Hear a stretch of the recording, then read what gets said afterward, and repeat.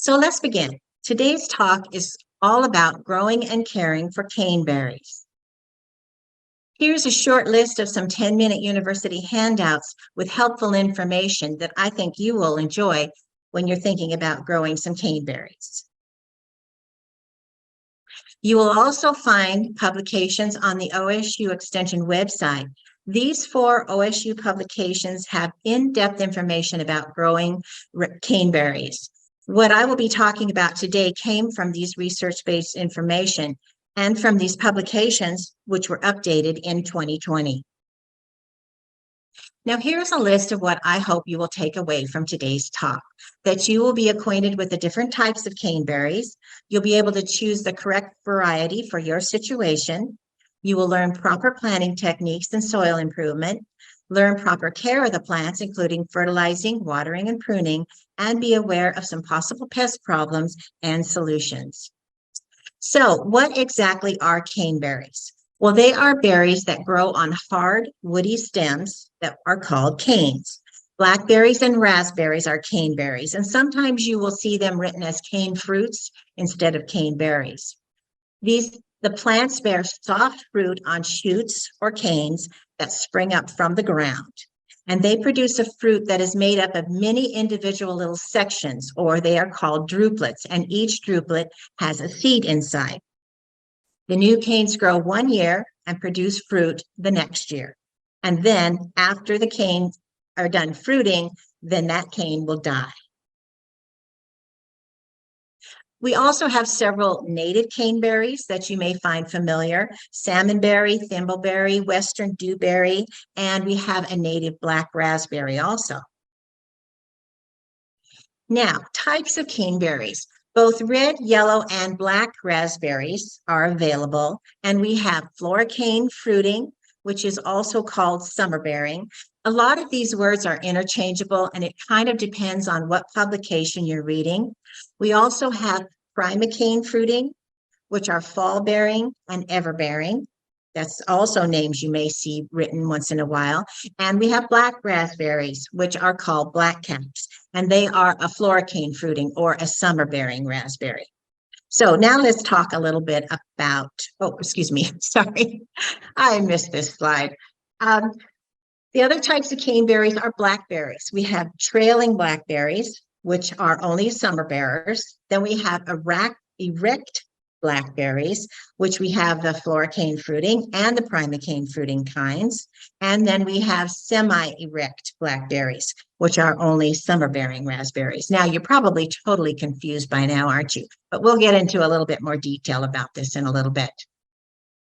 So let's talk about raspberries.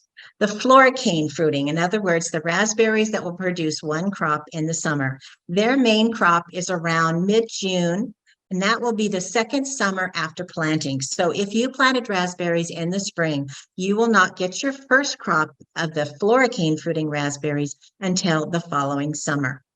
And after they are mature, which give them a couple years to grow, and if they're taken really good care of, you should get about 25 pounds of berry per a 10-foot row, and they will develop and ripen over a period of 30 to 40 days. They don't ripen all at once. There are red and yellow raspberries available, and they will live 15 to 18 years.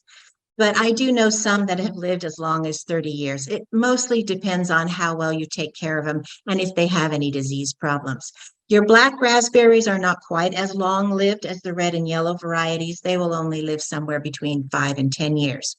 And the suckers that you see growing up during the summertime, those are what's going to bear your fruit the following year.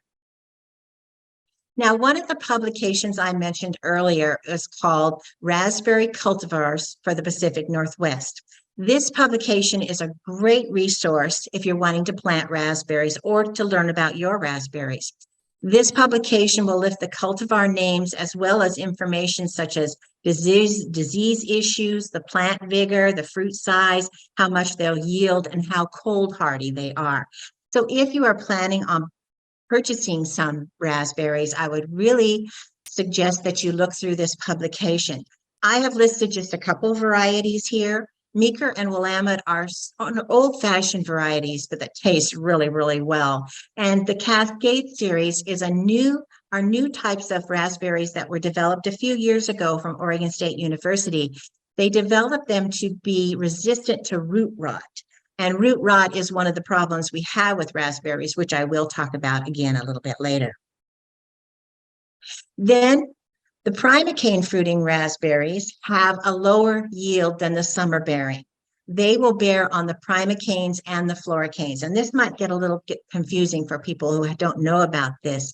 So if you planted a primocane fruiting raspberry in the spring, you would get your first crop, a small crop, that fall. After the summer, you would get your first crop at the top of the plants.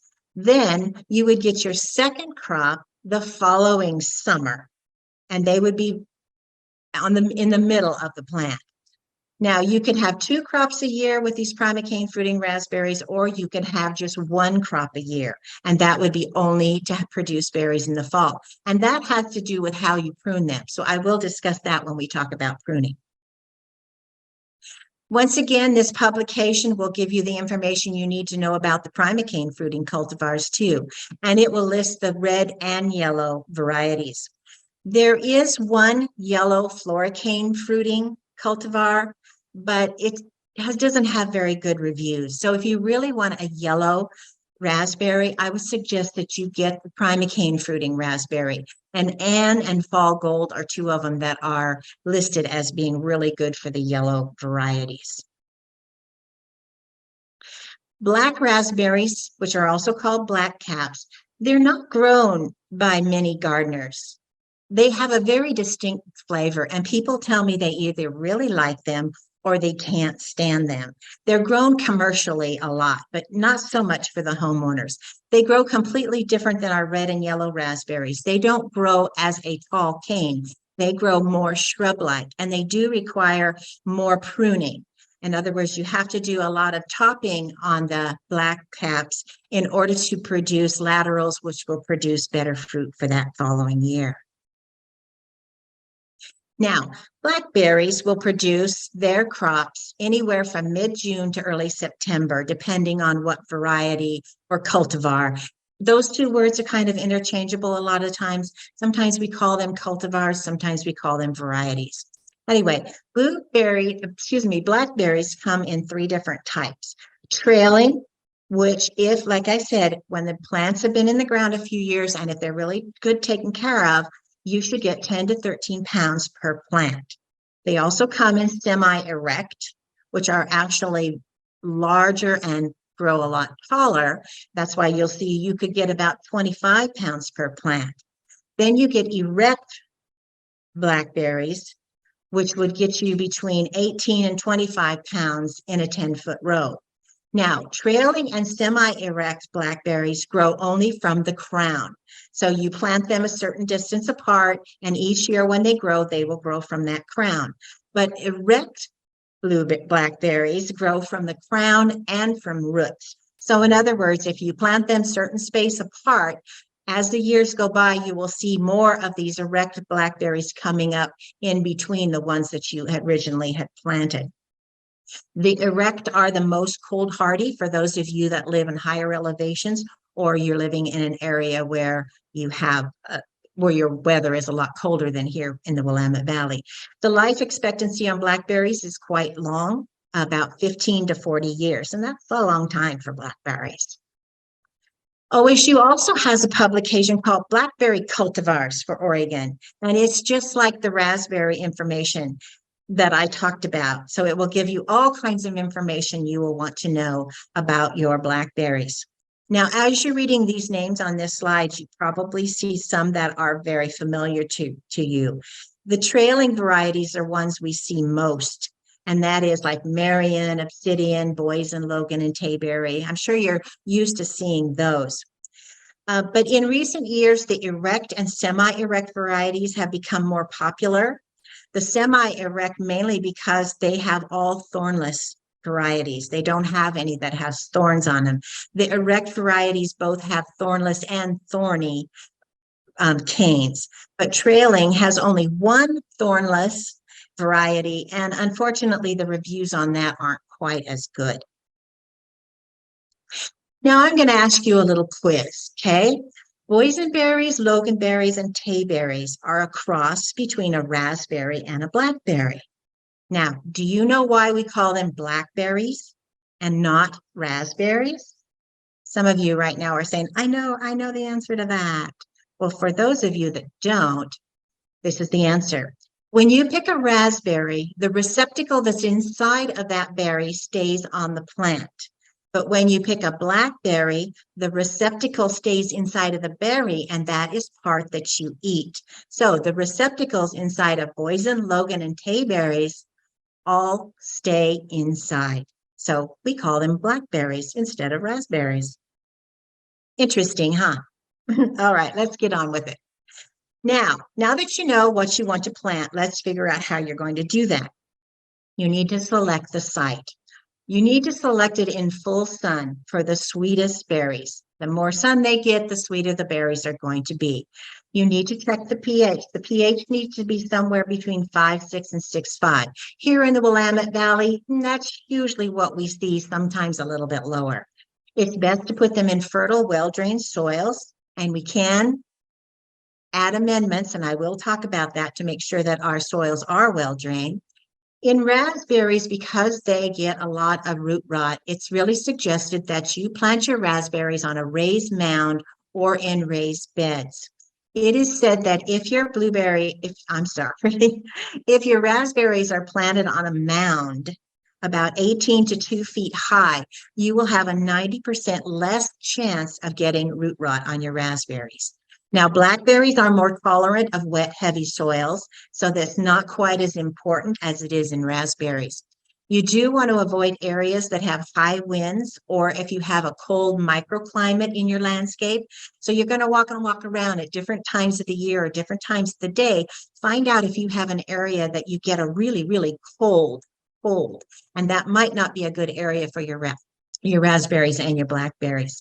You also want to avoid a site where you've had nightshade plants or strawberries or caneberries grown that area for the past 3 years. And that is because blackberries and raspberries have the same type of pest problems and disease problems as nightshade plants and strawberries and caneberries do. It's also important that you plan 6 months to a year in advance before you plant your plants. So before you plant, you're going to want to prepare the soil. And that is one of the reasons why we say to plant 6 months in advance. Definitely have your soil tested before you plant.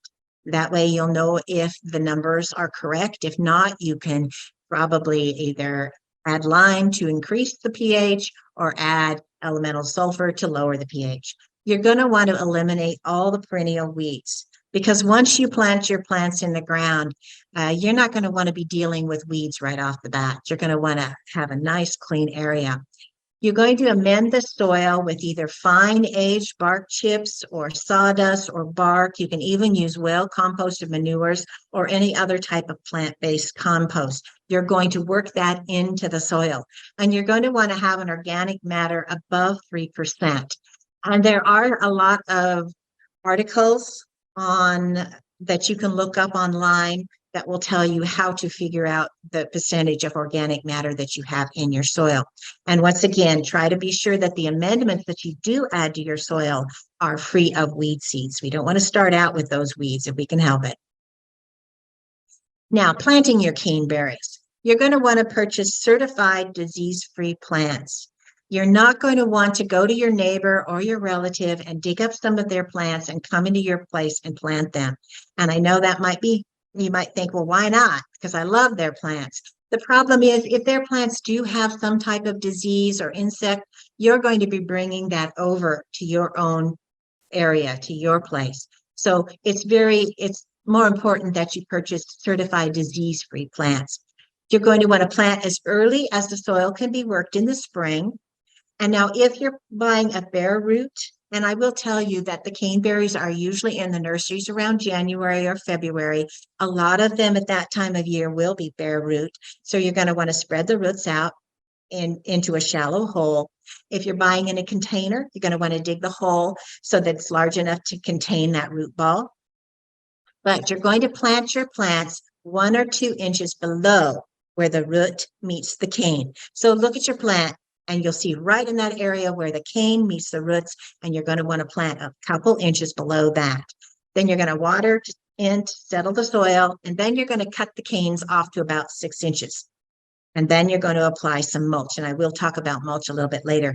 There are a lot of detailed planting informations in those growing blackberries and growing raspberries links that we have given you. As you can see, there is a little bit of difference between the spacing of the different types of plants. I won't read through this slide. You can see this information, but the publications that I mentioned to you have specific information that you might want to check. So if you're growing in a erect, I would definitely read so you know about how far apart you're going to want to put these plants. And like I said, you can see there's a little bit of difference in there, and that's because of how they grow. Now, caneberries can also be planted in containers. If you're going to plant a raspberry in a container, the best raspberries to plant are everbearing ones that produce 2 crops a year. If you're going to have a container, it's probably going to be sitting on your deck or somewhere close to your house. You're not going to want to have just 1 crop a year. It's better to have more than 1 crop. If you want to plant blackberries, an everbearing erect cultivar that is pruned to 2 crops per season would be the best to do, because they grow in more of a shrub-like instead of a tall. Now, you can plant trailing raspberries in a container, but semi-erect are not really good for containers. They get so big that they're going to outgrow that container in no time at all. So I would definitely stick with erect or even trailing if that's what you want. A 20 to 30 gallon size container works the best. And remember, you're going to want to put in some good, well-drained potting soil. You don't want to use soil from your own yard, your own garden, because it's too heavy, not enough oxygen, not enough air circulation for that. Now, weeds compete for water and nutrients, as well as harboring diseases and insects. So the best way to manage weeds is to put mulch around your plants. Usually some type of compost works really well.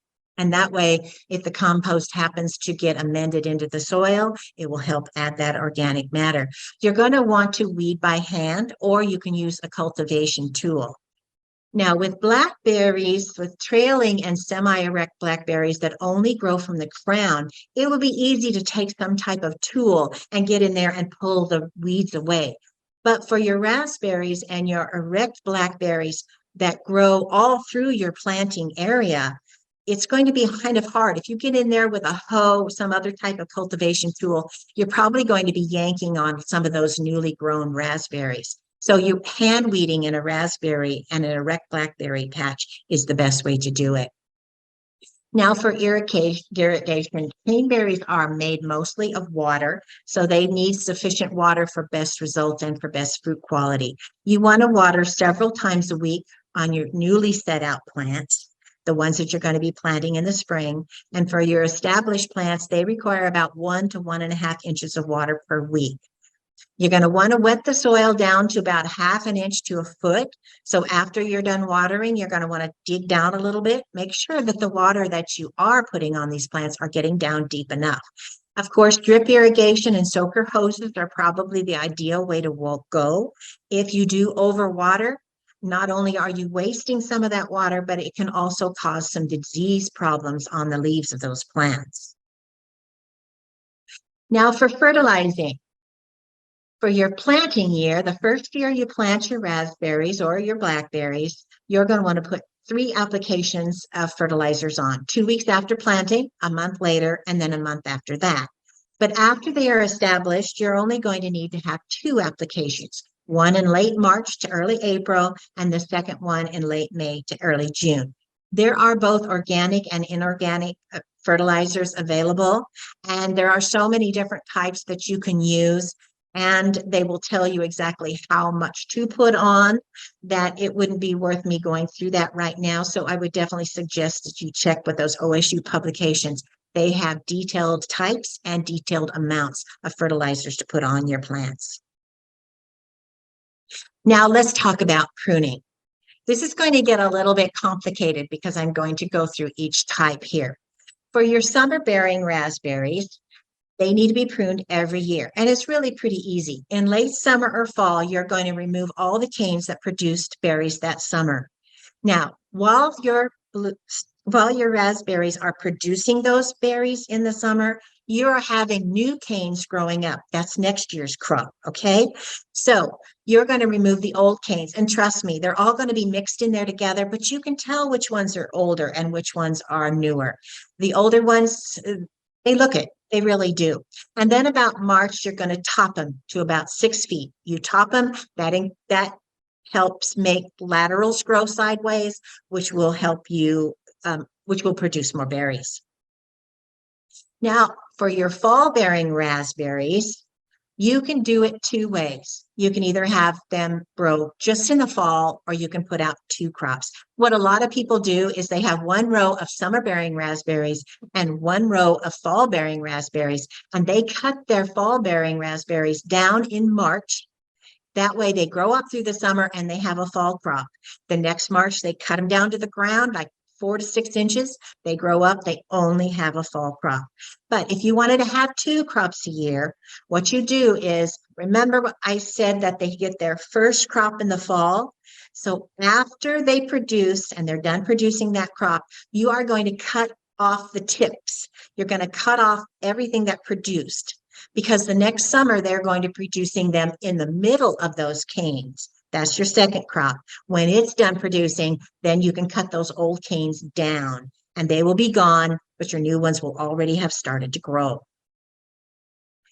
Now, pruning your black raspberries are a bit different because remember, they grow as a bush instead of as tall canes. So they're going to need a lot more pruning during the growing season. They're going to need a lot of tip pruning. In other words, just like I mentioned, tip pruning, cutting off a little at the top, encourages laterals to grow, and it's on the laterals that will produce the berries. So in late spring or early summer, you're going to remove about the top 3 to 6 inches. You want to try to make sure that you top them to a height of about 3 feet. And then several times in the summer, you're going to have to do the same thing so that they will continue to grow. You're going to prune out any of the dead floricanes. Anytime after they're harvested, you can do that. And if you haven't done it after harvest, then anywhere from December to February, you're going to prune out all the old floricanes. Okay, I hope you're not totally confused by now. Trailing blackberries are really fairly simple to prune. They do need to be pruned annually. In September, you're going to cut out all the old canes. If you live in a really cold area or really high altitude, you might not want to remove the canes in September. You might want to wait a little bit until late winter. Anyway, after you remove the canes, you're going to take those new canes and you're going to attach them to the wires. People in the cold areas sometimes leave their new canes laying on the ground, and they put so that they're more protected, so they're warmer near the ground. And that's why they do not cut off their old canes until later in the season, because you can't put your new canes on the wire if your old canes are still there. Here's a before and after photo of my Marion berries last summer. In the summer, the canes were full of berries and the new canes were starting to grow. You can see those canes that are nice and bright and green and don't have any berries on them. Those are the ones that are going to produce next year's crop. So in September, I cut down all the old canes, and then I took all those new ones that were all mixed together with the old ones, and I trellised them up onto my wires, as you can see by that picture. Okay, pruning erect and semi-erect blackberries, the summer bearing types, okay? Excuse me. The canes grow along the ground the first year, but don't worry because the canes will stiffen up as the plants age. You're going to be tipping the primicanes during the growing season, just like I talked about on those blackberries, the black caps. Then you're going to tip the primicanes in late spring or early summer. And please excuse me, I need to get a drink of water. Okay, the floricanes can be removed after harvest or in the wintertime. Now, if you have space to grow several types of berries and you have erect blackberries, you might want to prune them so that they only have a single crop a year. Just like I talked about the raspberries, people doing everbearing and summerbearing, that would be a good thing to do if you are planting some other types of blackberries, but you do want to have an erect blackberry also.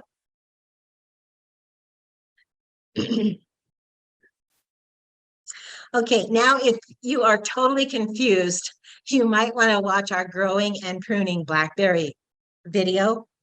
It was given by Sherry Shung, and it has details about every single type of blackberry. So I would suggest, especially if you're very confused right now, that you look it up on our 10-Minute University website and watch watch her video. Pardon me again. Now, most types of raspberries and blackberries will need some type of support or trellis. The photo on the left shows raspberries.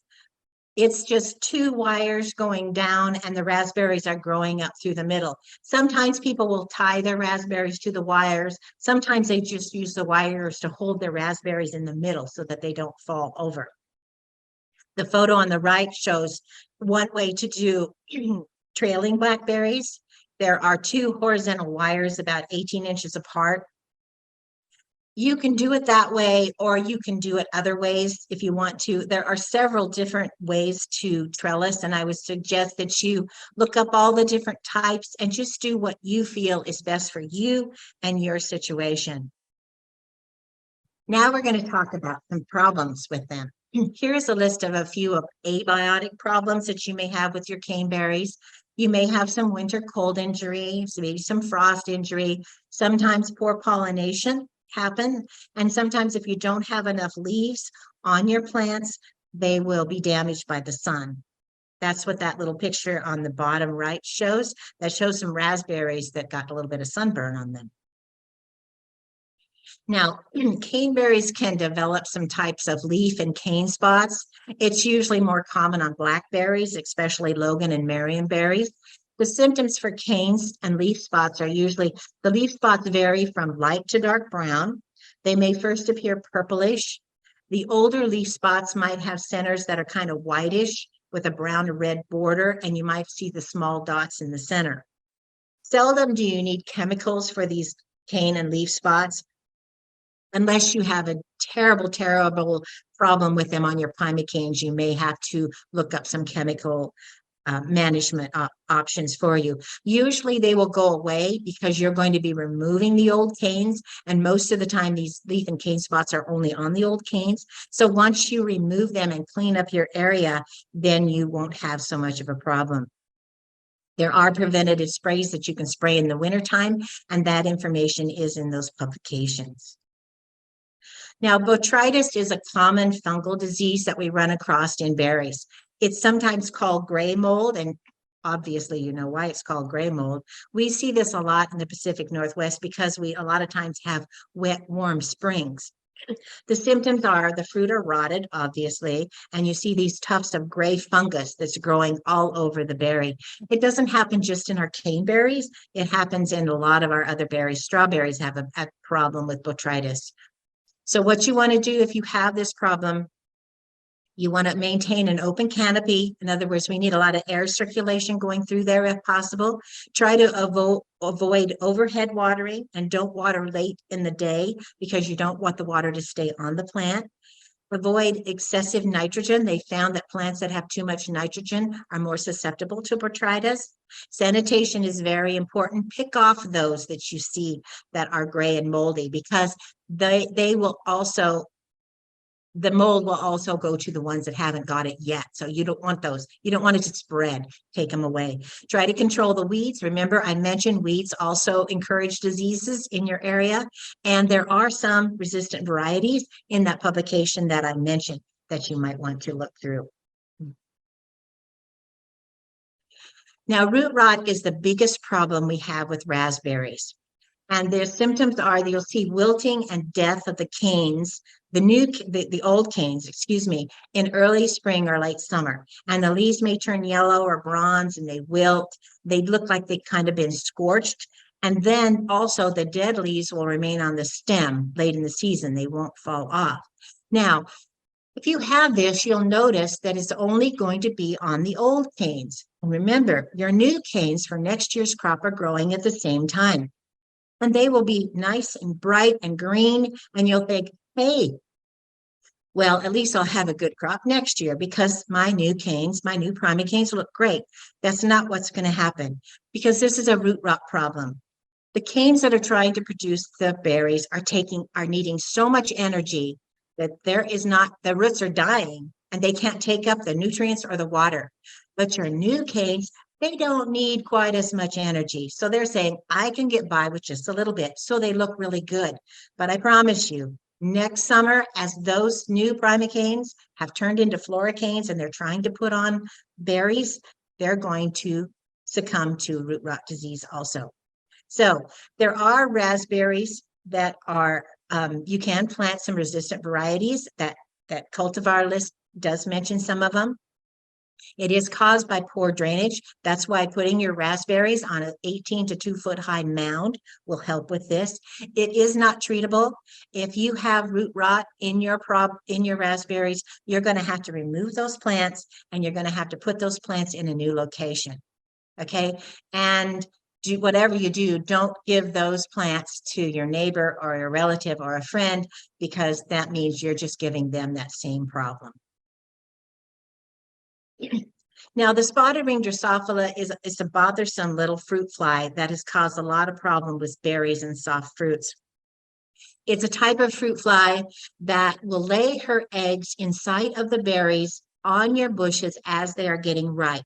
We're used to fruit flies that end up on our rotten bananas, or we forget we have a pear sitting on the counter and the fruit flies come in. Well, these fruit flies, they don't wait for your fruit to rot. They're going to do it as it is ripening. So if you look at your berries, you will see a scarring or a spotting little spot on the berry, on the little druplet. And if you press on it, you'll see that you'll be squeezing out a lot of liquid. You'll also know that the berry is going to soften and collapse.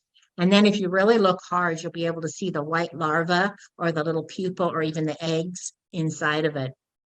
Sanitation will reduce this population, and apple cider vinegar traps, which I'll show you on the next slide.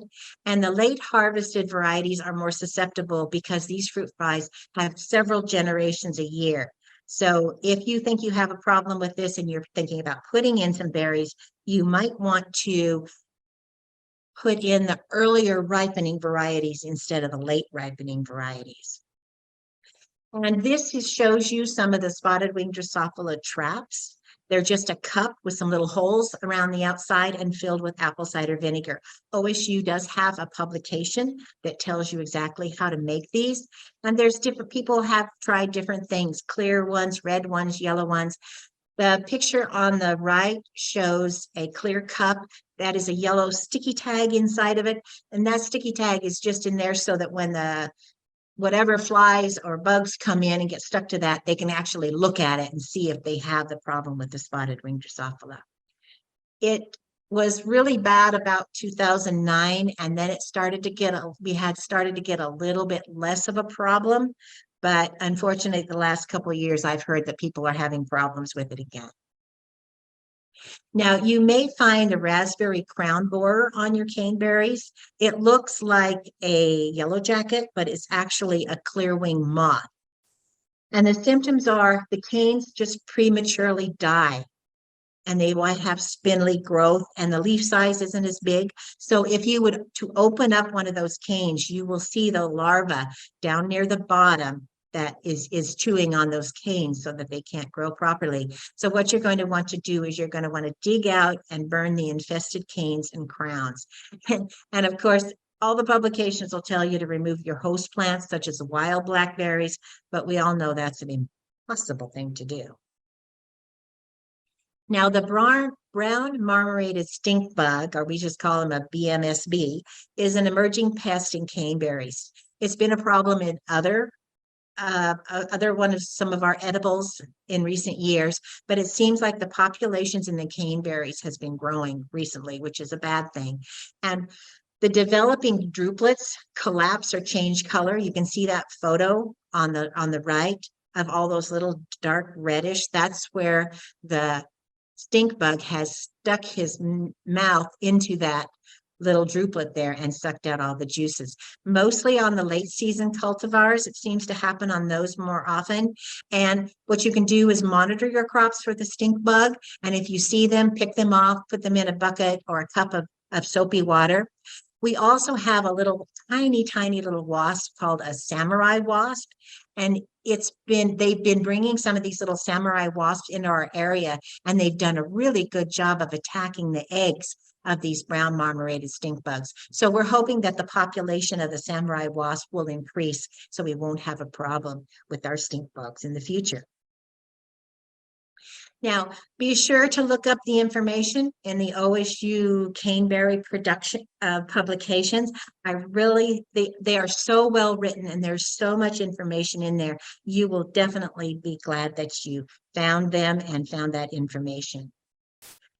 Hello, everyone. Cheryl's going to join me here shortly, and some of you had some questions, so I'm hoping I can give the answers. Hi, Cheryl. Hi, Jane. Thanks for such a great presentation. I always love your presentation because it makes me hopeful that I can do this. I can do it. I just need to, and it also is wonderful to be able to see the video over again to get questions answered that I now have now that I got into the project. So Yeah. I love that presentation. We did have a few questions, and here's a really good one since we're talking about planting times and we're all eager to get out there because it's easy to be seduced by 2 nice weeks of fairly dry weather in February in Oregon. Yeah. This individual lives in Southern Oregon, and you said that bare root berries can be planted as soon as the soil can be worked. Do we need to worry about danger of frost? Well, but down in there in Southern Oregon, I wouldn't worry too much about frost as much as I would worry about a hard freeze because these are new plants and they're pretty delicate. If you're only in a situation where it might be just frost and you really need to get the new plants in the ground, if you really need to get them in the ground because you've already purchased them and they're bare root, they have to be put in right away, then I would suggest you put a frost blanket or something over the plants.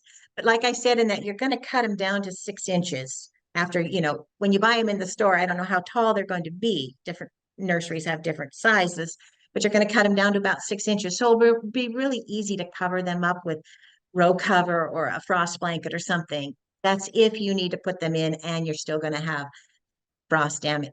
Frost is going to be coming on later. But wait as long as you possibly can, if possible. Okay, okay.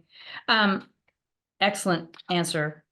Okay, this individual has floricane raspberries that she planted last spring, and they took a real hit from the freeze, and they look rough. And she's a little bit worried. Should she leave them alone? Do you think they'll rally? She should leave them alone for now. Wait until they start putting on leaves. Then she'll be able to tell how much damage there really was. If they start putting on leaves and they look pretty good, great. If they aren't going to put on leaves, and she'll obviously be able to tell, some will probably be all damaged, some probably won't be damaged, then she can cut down those damaged ones. She probably won't have as large of a crop this year, but just remember that the next year's crop is going to be growing up through the summer. So hopefully she'll have a good crop next year. And we won't have the bad weather we had again this year. I know, there's no predicting. It is a little Yeah. hinky, that weather. Yeah. Okay, so we've had a couple questions about this. Two real similar, so I'm going to kind of answer them together. This one individual has been getting canes from multiple sources with not much information on what they are, the variety or the cultivar. Can you tell just by looking at them? No, no. And you say from different sources. In other words, this person must be getting them from other people and not from a store. That is I my would be thinking. very, very careful doing that. We definitely always recommend to people that they don't take from someone else's yard and put in your yard because if they are going to have a problem, you're going to be bringing it. If they have a problem already, they're going to be bringing it to you're going to be bringing it to your home, and you don't want to start out with that problem. That's why we always suggest you purchase disease-free. They're already disease-free. They've already been tested. So you're starting off with a really good plant. So I would be very careful if I did that. And I'm sorry, I don't really believe there's any way to tell just from the canes. You would only be able to tell after the berries came on and you tried them and ate them. this person has a Columbia Star thornless that she planted last year. Is it erect or semi-erect? And should I trim it back? Are you? Actually, Yeah. I would probably say I couldn't answer this question, but I did see this person's question, so I looked it up in that cultivars Oh, for Oregon. good for you, And Jane. Columbia Star is a thornless trailing blackberry. So you treat it like you do a trailing. It's not a semi-erect, it's not an erect. It's the same, it's in the same trailing like Marionberries and boysenberries and loganberries. That's what it is, but it is thornless. And when this publication was made in 2020, I can tell this person, they said that this variety was too new to fully evaluate it, but it looked like it was pretty promising. And this publication was made in 2022, so pretty up to date. So it looked very promising. So they ought to be happy that that's the one they purchased. Excellent. Good answer. This individual lives in Eastern Oregon where the summers are very, very hot and the winters are cold and the soil is very sandy. Do they still need to mound it up? Are there any suggestions for that area? And I You guess, know, yeah, Yeah, I don't know Eastern Oregon that well, but I do know that the Deschutes County and Central Oregon Master Gardeners and the Extension Office over there has so much information about growing in Eastern Oregon and Central Oregon. I would definitely contact the Extension agents and the Master Gardeners in Central Oregon. I'm on one of their websites. I see all the information they give out. They give out a lot of good information. So I'm right. sorry, don't know Central or Eastern very well. But they will be experts and that's why Oh, you they will asked. be definitely be experts. Yes. Um, Christy has had some raspberries that got diseased, and so she's going to have to take them out. Can she amend the soil and replant in the same space, or would you recommend she find a different space? The best way to do it is to find a different space if you possibly can. But some people don't have room. So if you don't have room, if I don't know what her problem was, if it was a root rot problem, that's because there's too much water in that area. So if she really does have to use that same area, definitely put them in a mound it up so that the roots of the new ones aren't going to be sitting in water. But the safest way is to move them, but sometimes we can't. Right, right. And that's why planting them in pots makes such good sense. I mean, if you really, really want them in and you really feel like that your soil is not going to be amenable to them, you have the option of planting them in pots. Yeah, What's yeah. is it true that if you plant them in pots, it needs to be at least 2 feet deep, like a 30-gallon pot, roughly? Isn't that terrible? I can't remember. I gave dimensions on my presentation, but I can't exactly remember I what have it it. was. I have it. 20 to 30-gallon pots are are Thank perfect. you. Yay. Good I did answer. look that one up because I thought surely somebody's going to ask that question. Jane, do you treat Marion, Logan, and boysenberries similar to raspberries or blackberries? Uh, no, not similar to raspberries. You treat Marion, Logan, and boysenberries are all trailing blackberries. They're treated the same. Raspberries are treated differently. Differently. Mhm. Okay. Yeah. Okay, I don't think we can help Maria. She has lost the name tag of a raspberry that she got years ago, and she wants you to know that she was eating the berries in September and October. Can you tell her what kind of raspberries these are? I can tell her that no, I shouldn't say that. I was going to say I can tell her that they're everbearing because if she's eating them late in the season, then they probably put on 2 crops a year. I can't tell them the exact variety, but once in a while, and I know last year some people said that, you remember how our raspberries kind of got a late start last year, That cold, and wet some spring. people had their summer bearing raspberries that put on a few in the fall. Not very many, but they went out there in the fall and said, oh, look at this, I got a raspberry, just because it grew late in the season and it finally got producing. But if she had a lot of them in the fall, all I can tell her is it is some type of everbearing raspberry. Should she But prune there them? are a lot, if she could go to a place and taste the different ones, she might be able to figure out what it is. She is wondering how to prune them, but I'm thinking that if she looks at the video on pruning, will that be helpful to her? Um, the video we had was blackberry pruning, But if she looks up the publication Growing Raspberries in Your Home Garden, they'll explain the difference between planting raspberries to have two crops a year or planting raspberries to have just one crop a year. It's so well written and it's so up to date, uh, rewritten in 2020. So it's so up to date and very well written, and you can just read through it and you know exactly how to do it. So She'll it's a love great that. publication. Yeah, Yeah. that's good. This is a person I admire. She's reclaiming an area where Himalayan blackberries had completely taken over, and she thinks Mm. she's got them out, but she wonders how long she should wait once she's removed those other plants before she plants raspberries, boysenberries, and tayberries. It's kind of a You know, judgment call. yeah, it's kind of up to her. She probably didn't get them all out anyway, so they're going to come back up. But she just needs to watch for them, and especially if when they come up and they start putting on a leaf, she knows probably already what a Himalayan, you say it's Himalayan blackberry leaf looks like. So she'd be able to tell the difference. Uh, the hardest part is if she puts raspberries in that area because you know raspberries come up a whole bunch of places. If she plants blackberries, if she plants trailing blackberries or semi-erect blackberries, they're only going to come up from the crown. That means anything that comes up between them, she knows it's going to be a wild blackberry. And I do know that those blackberries, if you're persistent, very persistent with them, you know, as they poke up, dig them out, poke up, Yeah, dig them out. It's really yeah, an ongoing process. So I admire her though. Good job. She yeah, got rid of really. Himalayans, so that was excellent. Come on over to my house. I have some problems too. I know they left well, and if you have things that attract birds, they're going to bring those little seeds in, and that's just a way of life. We Yeah. have to get along with everybody and everything. I think we have one more question and then we'll be done. It's can I plant different varieties of raspberries together without them cross pollinating? Or are there other problems with practicing that? Yep. As long as you don't plant summer bears and ever bears together, because if you do that, you're not going to be able to tell which is which and you're pruning them differently. So if you had a couple different kinds of summer bearing raspberries, sure, plant them together. That'll be all right. Mhm. Okay, excellent. Thanks so much, Okay. Jane. Another wonderful session on caneberries. I love it. Um, Thank you. that ends our time here together. So happy gardening, I would say.